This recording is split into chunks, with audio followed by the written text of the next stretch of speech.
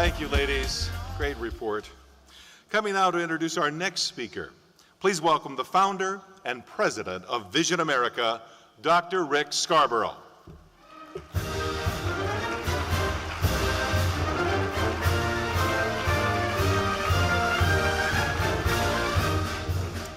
Well, we have a chance to celebrate a true American story. It's my privilege to introduce to you Ted Cruz. He's the son of a Cuban immigrant, Pastor Rafael Cruz, who fled to the United States after being imprisoned and tortured. He ultimately graduated from the University of Texas, became an American citizen.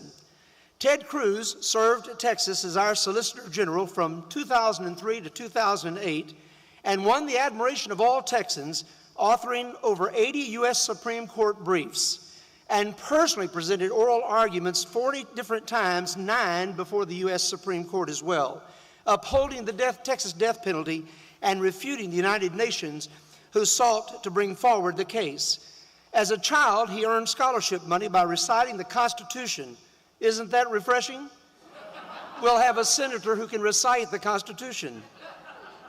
He recited by memory to the Rotary clubs and making speeches advocating free markets. That's as a child. He went on and won national debate championships while a student at Princeton. At Harvard Law School, he was the primary editor of the Law Review and the founding editor of the Latino Law Review.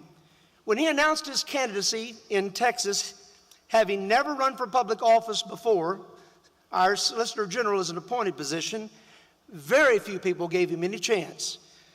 He was confronted by 3 very wealthy opponents, some long-term politicos, people like Phyllis Schlafly, several Tea Parties, including Tea Party Express, Jim DeMint, Rand Paul, Dr. James Dobson, and others endorsed his candidacy. And in a hard-fought runoff against our Lieutenant Governor, Ted Cruz won.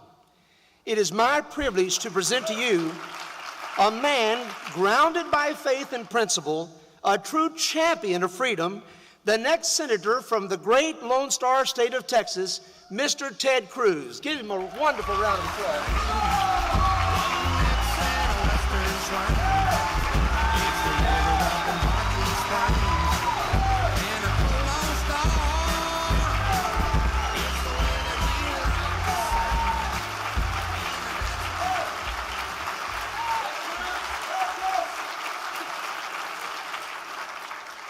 Thank you so very, very much. God bless you all. And what a tremendous patriot and voice for Christian values Pastor Rick Scarborough has been.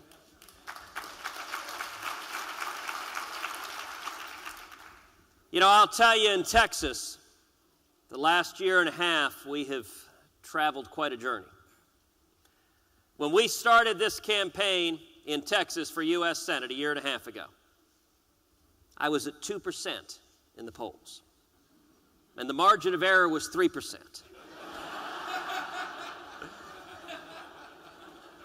Which, if my statistics serves, means technically I could have been at negative 1%. We ended up seeing a primary where $50 million was spent, the most expensive primary in the country.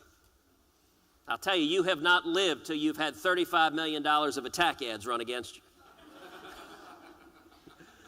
My wife, Heidi, midway through watching some of these ads, turned to me and said, "Goodness gracious, I didn't realize you were such a rotten guy."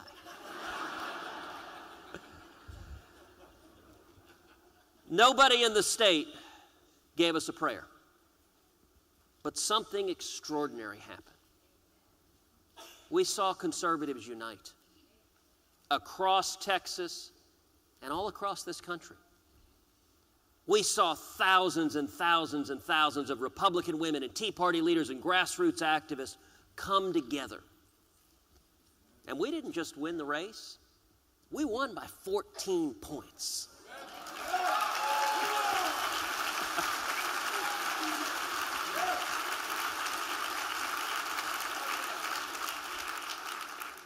That is a tribute to each and every one of you. It was a testament to the power of grassroots conservatives. And you know, that's how elections are supposed to be decided. It's not supposed to be a dozen guys in a smoky room picking who's going to be the next candidate. It's supposed to come down to the people. You know, this election right now is not your typical election. The stakes have never been higher than they are right now in 2012. I want to talk about 4 different threats our country sees right now. Number 1, our economic security is threatened like never before. Federal government spending is out of control. Our national debt is larger than our gross domestic product. You know, a couple of weeks ago, I had the incredible honor of speaking in Tampa at the Republican Convention.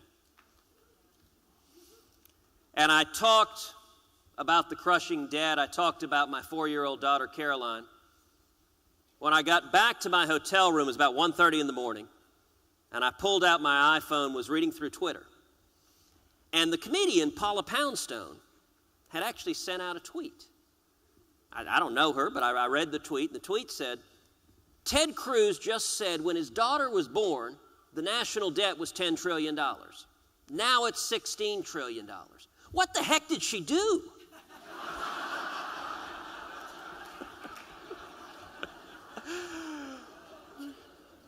I got to tell you, Heidi and I had a pretty good laugh at that.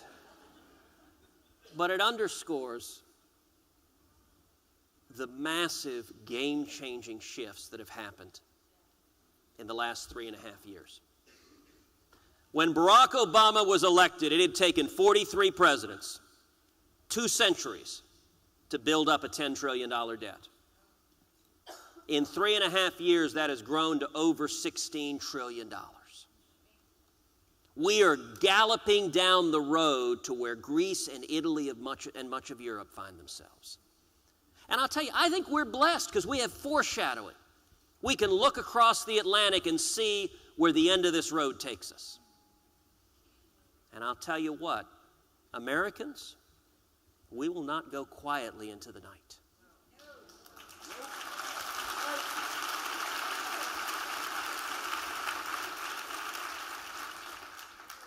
And I give you my word, my very top priority in the U.S. Senate, if and when together we win the general election in November. With your help, we will. Will be to help lead the fight to dramatically shrink the size, power, and spending of the federal government.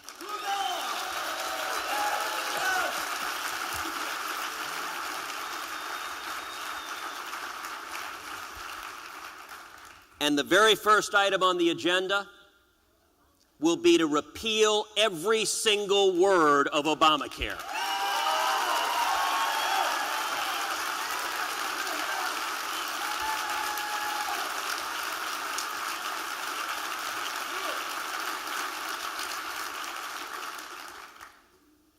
We've got to stop the abuse of federal power. We've got to stop the out-of-control regulatory state in Washington that isn't accountable to Congress or the people. We've got to stop the abusive enforcement of environmental laws. And I don't know how many of y'all are familiar with a lizard in West Texas that the Obama administration was talking about using to try to shut down oil and gas production. Now, I'll tell you, I got a couple of things to say about that. Number one, that's our lizard.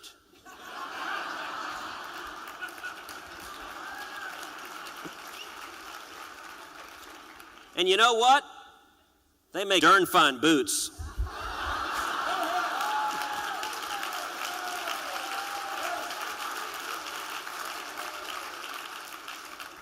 You want to understand the harmful impact out-of-control regulation can have. I encourage you to go out to western Pennsylvania. The Marcellus Shale there doesn't end at the state border, but the jobs do.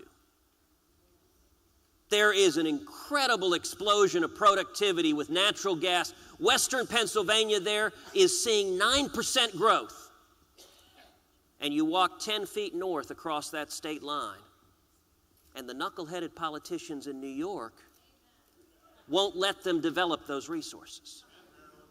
And Maryland.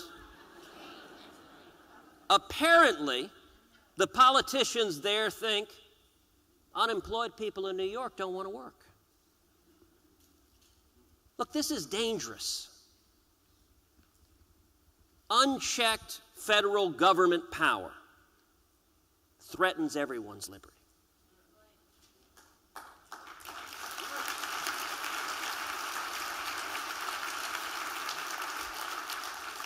We need to repeal Dodd-Frank.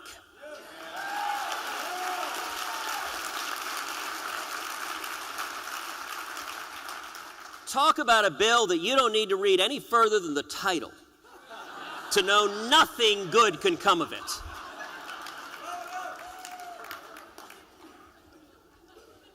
We need to audit the Federal Reserve.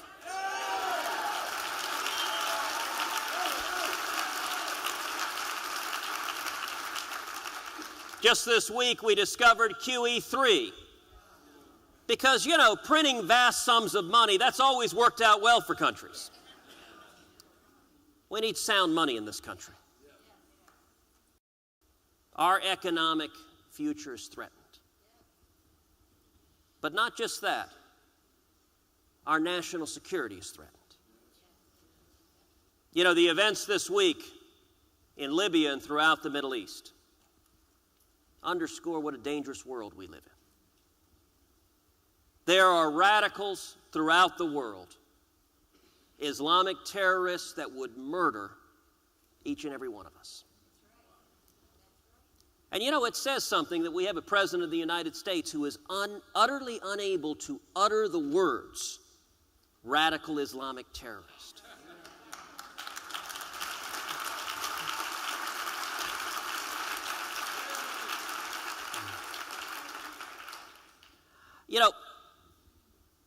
Just this week we remembered the tragedy of 9/11. And if memory serves me right, it wasn't a random collection of Boy Scouts on those airplanes. It was radicals who wanted to destroy us, our lives, our faith, our values, and our way of life. And you look at what's happening in the Middle East right now, we all mourn Ambassador Chris Stevens and the 4 whose lives were stripped from them by a murderous mob.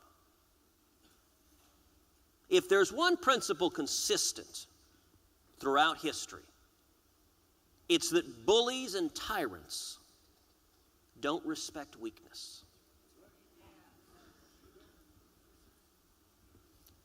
My friend here in the front row harkens back to our founding era.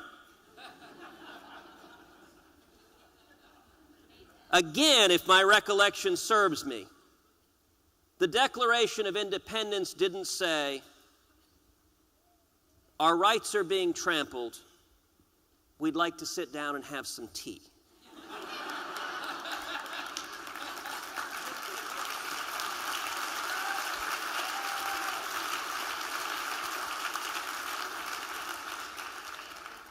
And I'll tell you, as unrest sweeps the Middle East, and we all hope and pray that it tempers, dampen, there is no time when it is more critical that we stand unfailingly with our ally, the nation of Israel.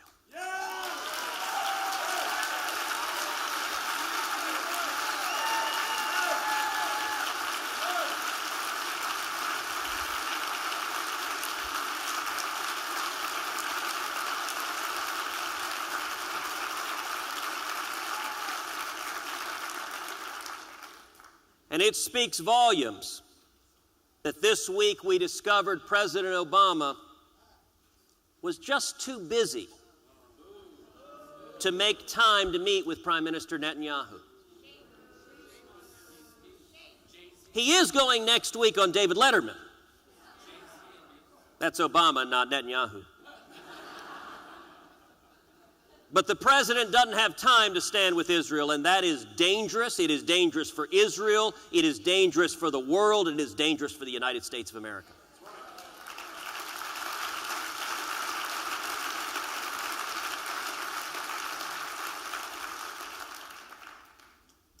Number 3, our religious liberties are threatened. You know, Family Research Council just recently saw the kind of bigotry and hatred and violence that can be directed at people of faith. And every one of us should be thankful to Leo Johnson.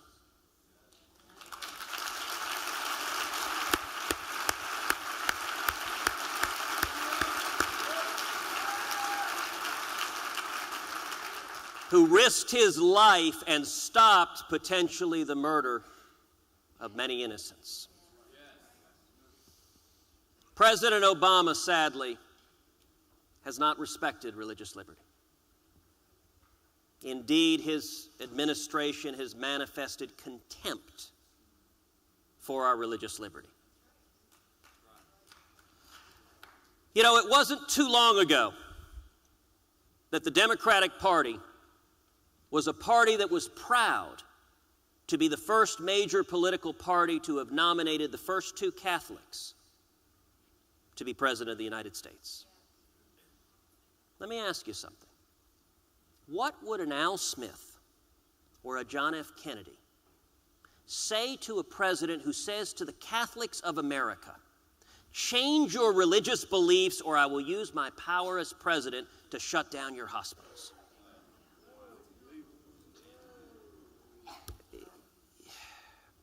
There are not words to describe how far we've gone. I have to admit, I was visiting just backstage with Gary Bauer.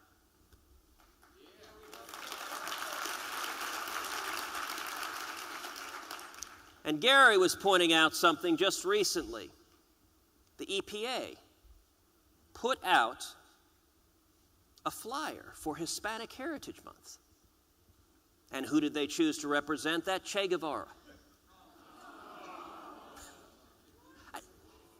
You know, the thing is, you can't make this stuff up. That's actually what we were shaking our head about. I mean, whatever you think is too much, they go and do more. And I have to admit, my reaction, I actually thought it was quite appropriate that the EPA was singling out Che Guevara, an oppressive murderer. Talk about you can't make this up. How many of y'all saw the Democratic Party platform? When, as you know, they had deleted any reference to God and any reference to the fact that Jerusalem is the capital of Israel. And when they took a little bit of grief, when they started getting criticism, the order came from on high, change it, stick it back. And so they did. But there was a little problem of needing to get the votes. And so they voted not once, not twice, not 3 times. The 3rd time I thought I heard a rooster crow.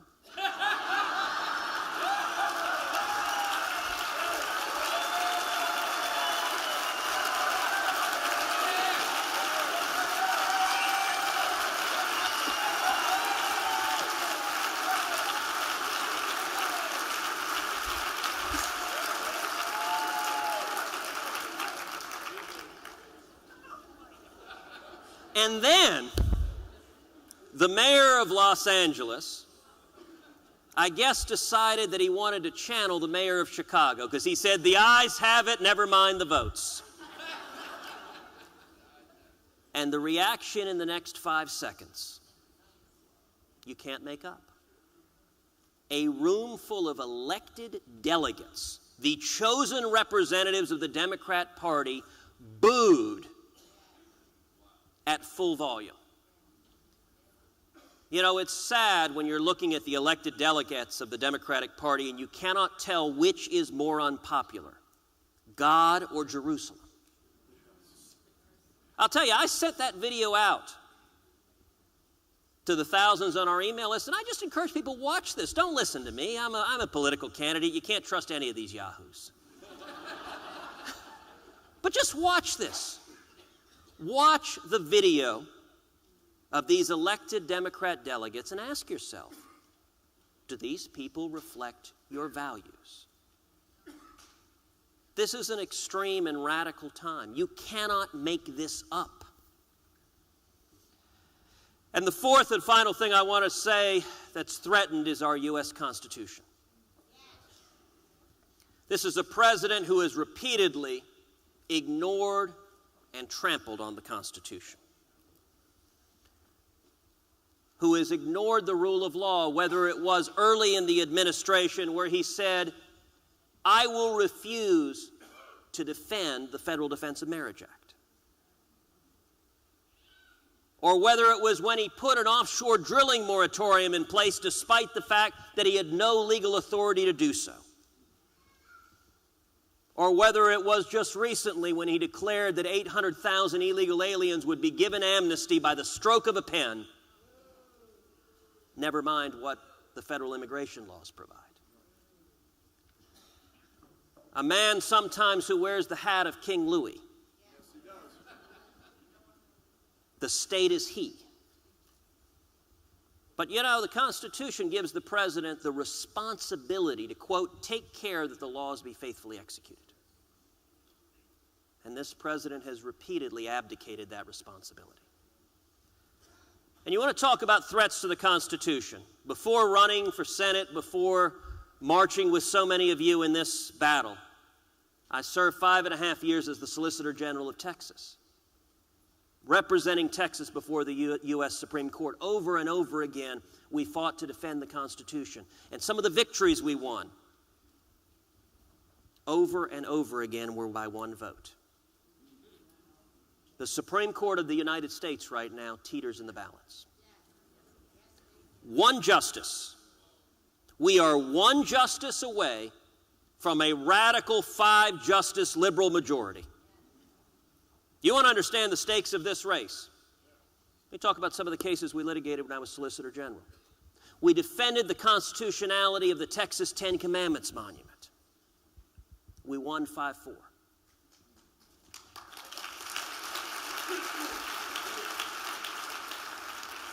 One justice away from that decision going away. We defended the constitutionality of the Federal Partial Birth Abortion Act. We won 5-4.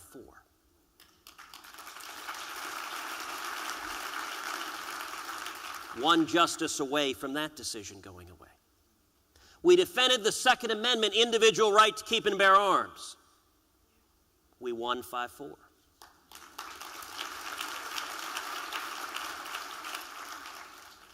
And we stood up and fought the World Court, the United Nations, and the President of the United States. We defended U.S. sovereignty.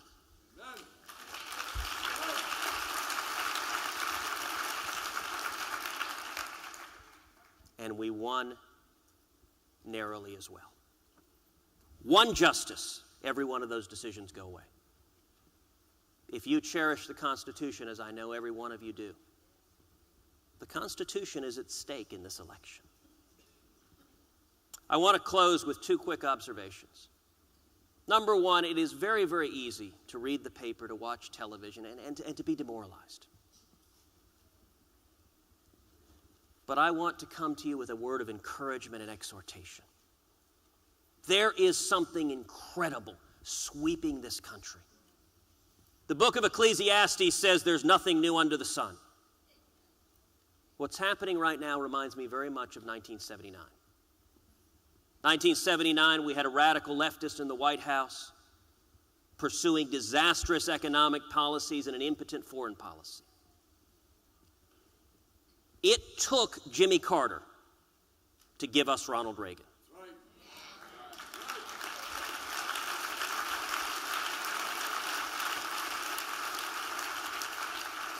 And I am convinced the most long-lasting legacy of Barack Obama is going to be a new generation of leaders in the Republican Party standing up to defend liberty.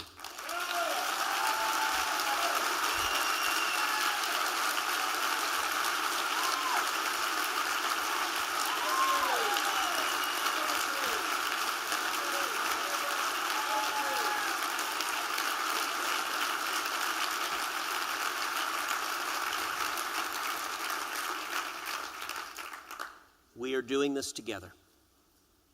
We are marching arm in arm, we the people. And together, we will reclaim liberty. Together, we will restore the Constitution. And together, we will preserve that shining city on a hill that is the United States of America. Thank you, and God bless you.